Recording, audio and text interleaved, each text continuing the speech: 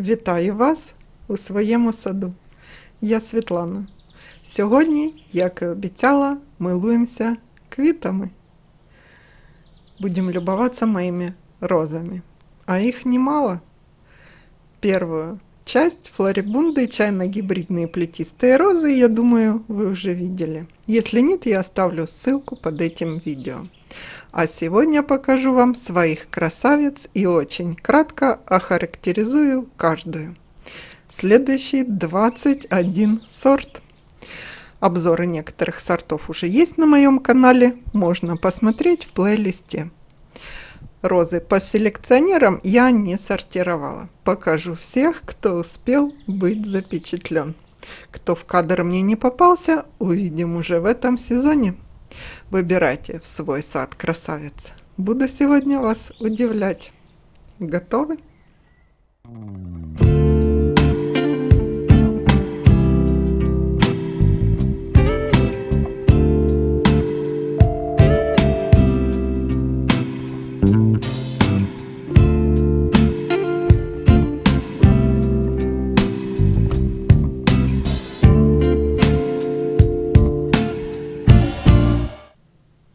Первая роза Black Baccarat. Темно-темно-красная, бордовая. Выведена Жаком Мушотом в 2000 году. Франция. Представлена компанией Mailand. Кстати, мне написали в комментарии, что правильно произносится Миян по фамилии оригинатора. Пусть так.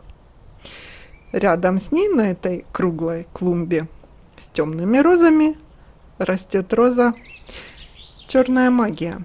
Темно-темно-малиновые. Мне кажется, они перекликаются по цвету. Я сюда еще посадила розу Черный принц, но о ней не сегодня. Так вот, Black Magic выведена Гансом Юргеном Эверсом в 1995 году. И в 1997 представлены немецкой компанией Розентантал. Посажены эти розы в один розарий по цвету похожи. Разница у этих сортов по высоте куста и по размеру цветка. Это мои самые-самые темно-бордовые розы. Камера цвет не передает. Клумба очень парадно смотрится. Темные розы, кусты высокие. Гипсофила на контрасте играет мелкий белый цветочек с темными розами. Эффектно получилось. Кстати, скажу вам на заметку, что на более кислых почвах цвет темных роз будет ярче. Вот поэтому вам и ответ, почему моя Августа Луиза такая более малиновая. Размер бутона у этих двух роз до 12 сантиметров. Black Baccarat темно-красная, Black Magic темно-малиновая. У этих обоих роз мало шипов. Цветут и кистями, и одиночными цветами. Я люблю эти розы в вазы ставить, очень долго стоят и как бы замирают во времени. К болезням оба сорта очень устойчивы. До самых морозов цветут, морозостойкие, зимуют без укрытия у меня. Третья роза герцогиня Кристиана. Селекция Кордес, Германия, 2013 год. Очень ароматный сорт, если брать как для флорибунды. Аромат лимона и малины. Цветы помпоновидные, округлые. Сам цветок небольшой, где-то до 8 сантиметров. Сам цветок кремовый, а серединка нежно-нежно-розовая. Как я сказала, цветет кистями большими, до 12, а может и 15 бутонов в одной кисти может быть. Пускает стрелки. Куст такой где-то до 1,30 м в высоту, более-менее аккуратный. Цветет обильно, но есть перерывы в цветении, то есть есть цветы или нету. Нарядная нежная роза, мне она немного напоминает Пьера, но у нее цвет Пьера де Рансара, но у нее цвет нежнее розовый. Красивая. 4-я роза акварель. Селекция Ханс Эверс, Тантау, Германия, 2006 год. Эта роза чайно-гибридная. Сестра спорт розы Августа Луиза. Совсем недавно о ней рассказывала. И в обзоре сортов можно более подробно посмотреть ее. Очень красивая, ностальгическая роза с крупными цветами пастельных оттенков, как переливы акварельные, от нежно-розового до персиково-желтого. Роза ароматна, цветки крупные, махровые, как и у Луизы, края лепестков рюшами украшает цветок. Сильный, раскидистый куст, здоровые, красивые листья и побеги высокие такие. Роза нравится, как и Августа Луиза, очень. Присмотритесь к сорту. 5-я роза Мадемуазель Миян. Селекция Миян, Франция, 2016 год. Ну и по названию понятно, что это селекция Миян. Роза имеет массу наград. Цветки лососево-оранжево-розовые, шарообразные и очень густо наполнены лепестками.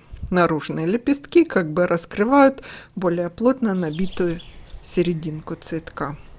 Роза очень медленно распускается, и это создает впечатление, что куст бесконечно долго цветет. Также роза очень ароматна. Какие-то тропические фрукты. Мне кажется, что манго. Цветок до 14 сантиметров в диаметре, большой, но раскрывается медленно. Куст рослый, до 1,40 м.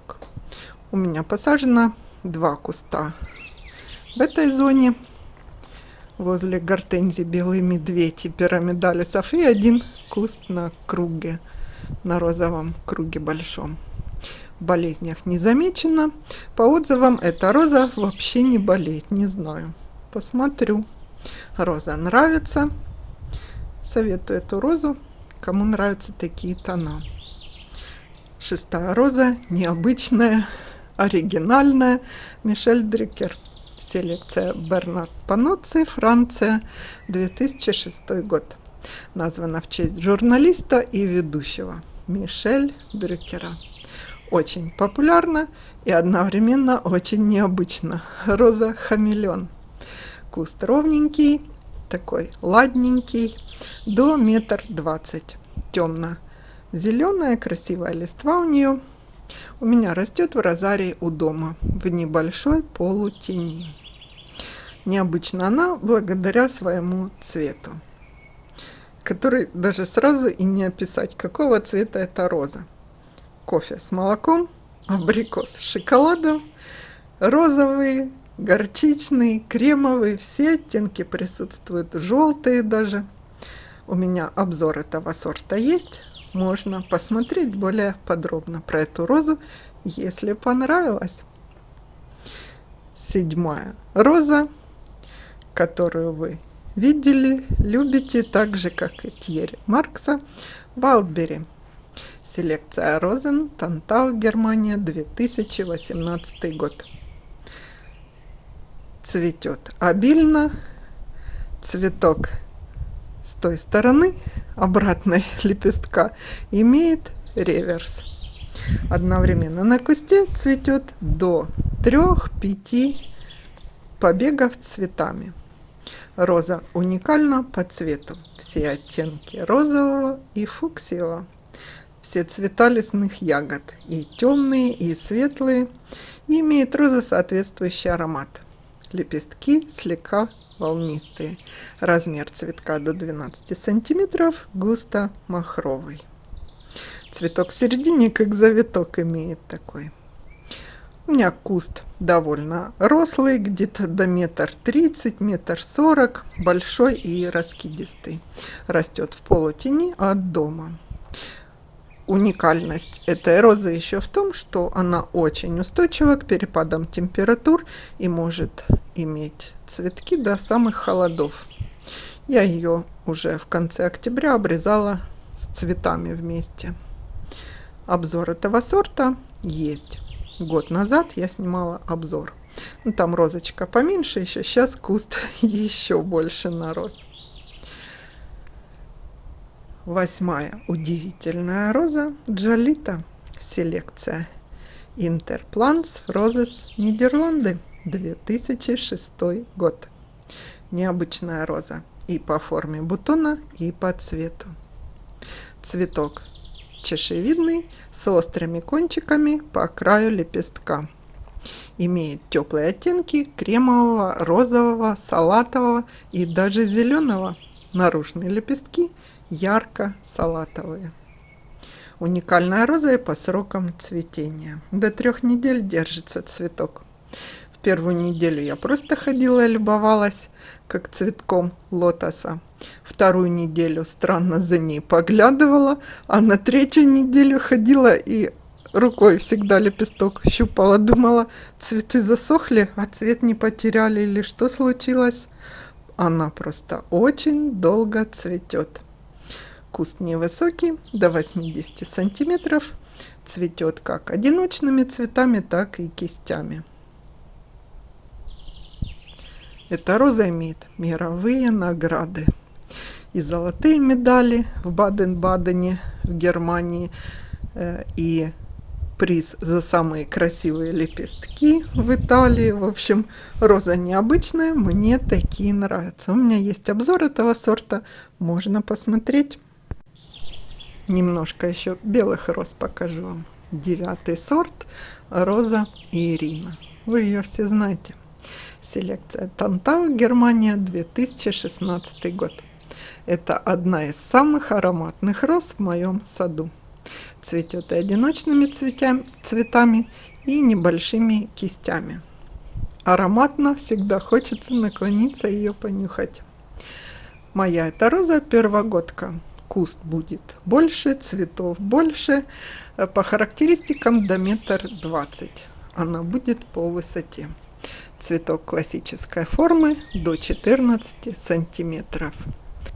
К болезням сорт устойчив. Единственное, любят уж ее трипсы. Но в принципе трипсы все белые розы любят. В этом году я основательно подготовилась к их нашествию. Будем встречать. Сорт имеет массу наград.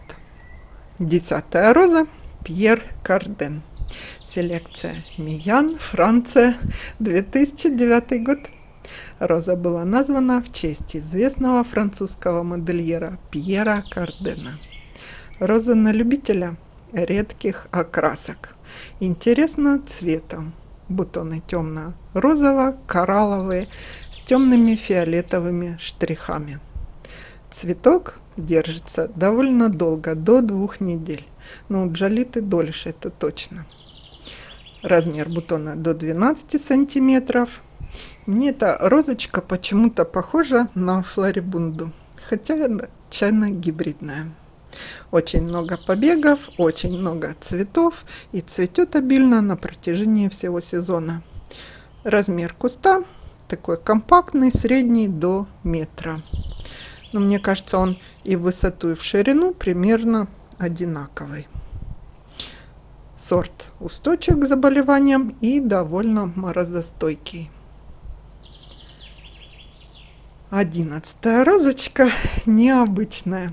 Абракадабра. Селекция Кордес, Германия, 2002 год. Необычная.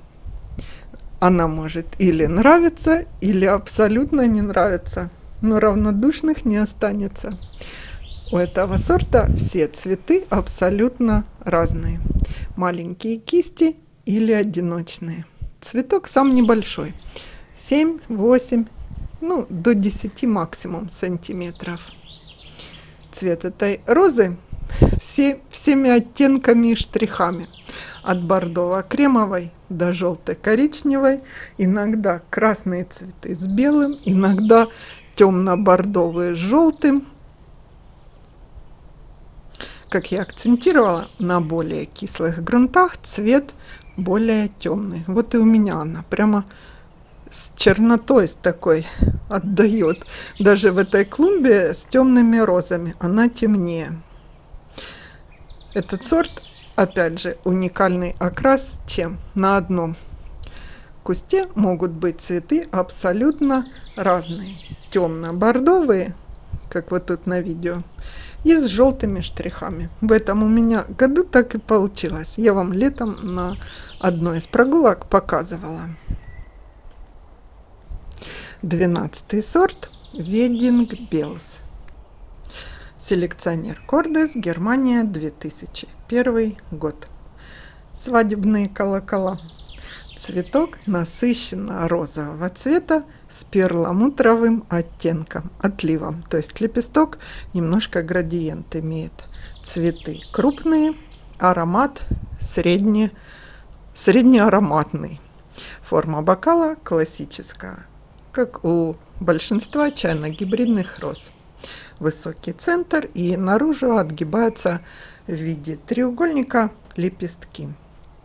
Цветок до 12 сантиметров, где-то чуть-чуть ближе к большому. У меня посажена она на маленькой круглой клумбе в розарии в компании с Жанной Моро.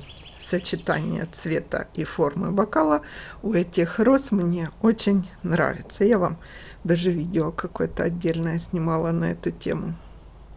Куст средневысокий, до метра и довольно компактный. 60-70 сантиметров. То есть как раз подходит или для бордюров, или для каких-то центральных клумб. Парадная такая розочка. Зимует без укрытия. Уже 3 года. 13-я роза по сорту у нас Абрахам Дерби. Селекция Дэвида Остина, 1985 год. Узнаваемая английская роза. Высокая, до 1,5 и выше метров. Ее можно вести как небольшую плетистую розу. Побеги гнуть, когда они еще молодые. Я как раз планирую ставить в этом месте весной перголу. Посмотрю, может быть, ее буду закреплять как плетистую. А то у меня на дорожку что-то тут эти красавчики выпадают желтые. Посаженные с отступом хорошим, и все равно огромные кусты. Я вам там расскажу еще, какие рядом растут. Цветок у Абрахама Дерби большой, до 15 сантиметров. Густо махровый, цветет она и кистями, и одиночными цветами. Молодые листья и побеги темно-бордовые. Это отличительный признак сорта. Цветки по характеристикам абрикосовые с медным отливом. Со временем выгорают до нежно-розовых. В жаркую погоду должна быть абрикосовая.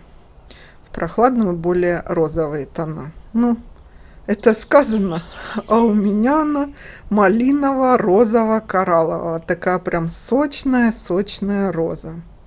Опять же из-за суглинков наших. Роза имеет мировые награды. И сорт морозоустойчивый. Красивая роза, большая, рослая, но для второго плана, мне кажется. Немножко я с местом ошиблась. Сейчас роза, которая вам точно понравится, если вы обзора не видели. Анна Малинари. Селекция Барни, 2016 год. Вообще у Барни, я так заметила, такие красивые розы все. Надо прямо зайти и посмотреть по каталогу, какие именно. Повыбирать еще что-нибудь. Анна Малинари названа в честь модельера. Огромные кремовые цветы и по краям лепестков тоненькая розовая кайма. В первое цветение роза имеет более розовые оттенки, а второе кремовые и медовые такие. Интересно этим. Во всяком случае, у меня так цело. Цветет одиночными цветами и кистями. У меня осенью, ого-го, какая кисть была. Там, не помню уже, больше десятка цветов. Прямо такое букетище. Роза ароматна. Она напоминает, так же, как и Джолита, цветок лотоса. Они, кстати, по оттенкам немножко перекликаются. Джолита, конечно, с салатовым больше, а это больше в кремово-желтый уходит. Куст до 1,20 м, довольно такой раскидистый. Сорт отмечен наградами. Мне эта роза нравится особо. Жду ее цветов. И всегда я говорила, начинаю утренний летний обход с нее. 15-й сорт Amber Abundance. Селекция Harkness, Великобритания, 2000 год. Флорибунда. Честно говоря, я хотела сорт Pink Abundance, но мне не удалось ее заказать ни в один год, ни в другой. И я увидела, что у нее есть из этой же серии Abundance Amber. И я купила ее. Не пожалела ни разу. Роза не болела, вредители мимо как-то нее ходят. Цветок кремовой пудры. Единственное, при раскрытии показывает серединку темную. Не всем это нравится. Куст округлый, аккуратный. Имеет слабый цитрусовый аромат. Листва полуглянцевая у куста. Растет у меня возле лавочки, в полутени, еще ива тут. Место не очень солнечное, но мне кажется, она себя показывает более-менее хорошо. Не знаю, как если на полное солнце ее посадить будет, сказать не могу. Размер куста довольно компактный, до метра. Цветов всегда очень много на ней. Следующая роза английская. Винчестер Кафедрал. Селекция Дэвида Остина 1988 года. У меня вообще очень много английских роз. Я, наверное, когда-нибудь сделаю по ним отдельное видео. А сейчас только те, которые захотели попасть в видео. Так вот, Винчестер Кафедрал. У меня много кустов. Они посажены для белых вкраплений в розовый круг, скажем так, чтобы не было радуги сплошной. Бутоны у нее розоватого цвета, когда открываются, а когда совсем распустятся, белые, снежно-белые. Куст очень облиственен и красивой такой пышной формы. Цветок роза имеет махровый, цветет большими кистями. Этот сорт производный от известной розы Мэри Роуз, у кого есть. И иногда в цветках проявляются материнские цвета. У меня в этом году так и получилось. На 3-й год после посадки на одном из цветков половина розового. Я еще долго ходила, приглядывалась, а потом почитала, действительно так бывает. Роза имеет аромат меда. 17-я роза Lady of Shalott. Остин, 2009 год. Видеоматериал снимала в 22 году еще, когда розочке было 4 месяца от посадки. А почему-то в сезоне 23-го не подходила к ней. Хотя куст разросся, красивенный. Исправлюсь и покажу, как выглядит она этим летом. Куст разросся и похорошел. Но пока что я не могу сказать, что в коллекции английских роз это один из самых морозоустойчивых сортов. Неприхотливая роза для новичков. Вынослива. Цветок имеет оттенки медно-оранжевого с желтым. Немного с березой перекликается. Цветет кистями и одиночными цветами. Как и многие оранжевые розы, цвет более сочный на солнце. Соседок выбирать ей поаккуратнее, чтобы она их не затмила. Побеги слегка поникают, ну, как у большинства английских роз. У меня есть обзор 22 года. Я снимала этот обзор. Ну, и следующий раз уж мы про оранжевые розы. Роза Чихули Анна Лис.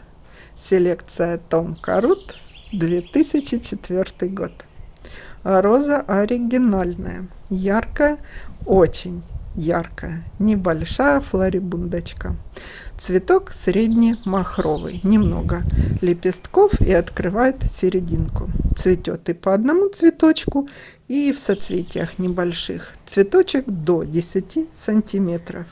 Но такой яркий апельсиновый, еще и со штрихами. И интересно, знаете, что когда она раскрывается, лепестки такие со штрихами апельсиновыми. А когда совсем она откроется, она ярко-оранжевая становится.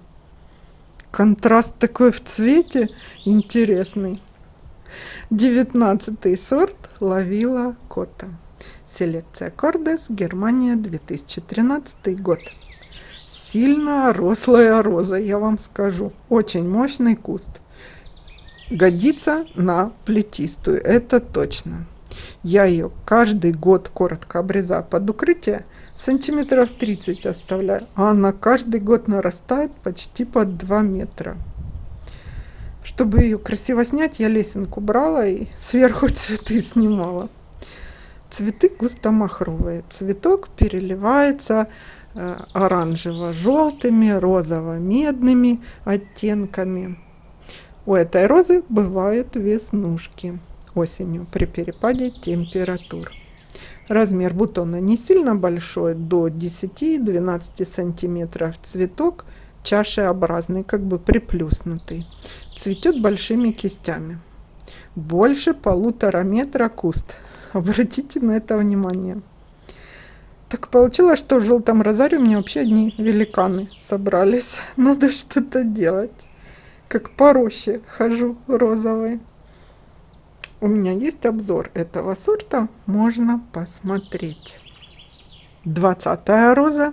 Любимица однозначно. Парфюм Роял. Селекция Мишель Адам, Франция, 2012 год. Чайно-гибридная. Она настолько же хороша, как и ее плетистая сестра, а может быть и лучше. Я первую эту розу купила, посмотрела на нее, на обильное цветение, и посадила 2 плетистых уже у меня. Парфюм Рояль плетистые. Есть обзор. Фантастика, а не цветение. Можно посмотреть. У чайно-гибридной формы куст ровненький, крепкий, метр 20 в высоту. Цветок у нее большой, до 14 сантиметров. Ярко-розовый с медовым реверсом. Классической формы, высокий бокал. Лепесток плотный, роза отлично держит дождь. Растет на полном солнце.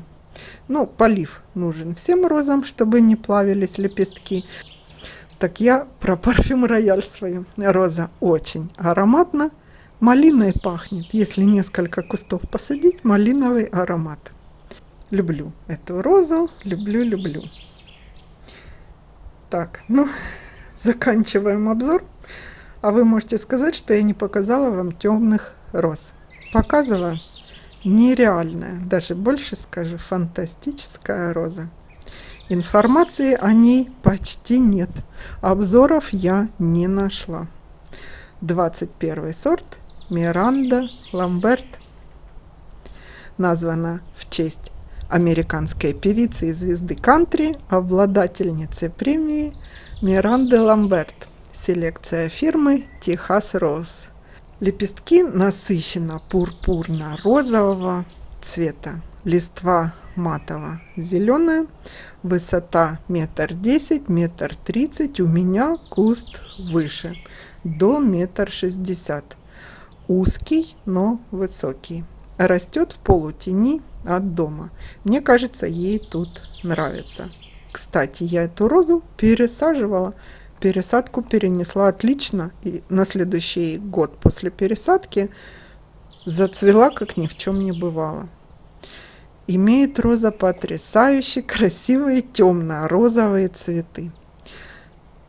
Как и все розы такого цвета, оттенок камера неправильно передает. В реальности она имеет пурпурно-фиолетовый отлив. Не вот такая ярко-розовая, а с фиолетовым отливом.